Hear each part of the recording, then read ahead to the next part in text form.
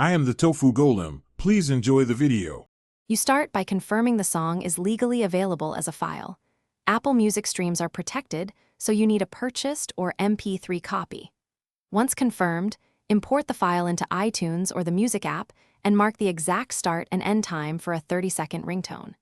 Make sure to duplicate the track and use the File Convert to AAC option so you can change the extension.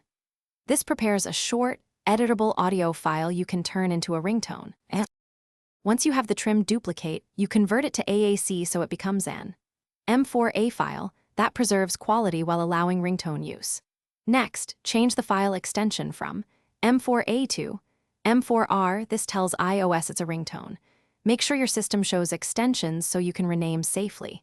Then connect your iPhone, drag the M4R into the device's tones section in Finder or iTunes, and sync. This places the ringtone on your phone, finally, on your iPhone, go to Settings, Sounds and Haptics, then Ringtone and pick the new tone you synced.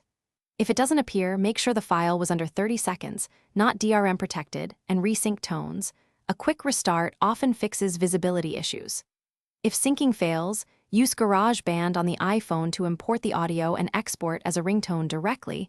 This bypasses desktop conversion. This covers creation, transfer, and the key troubleshooting step if things go wrong. Thanks for watching. Consider subscribing if we helped you today.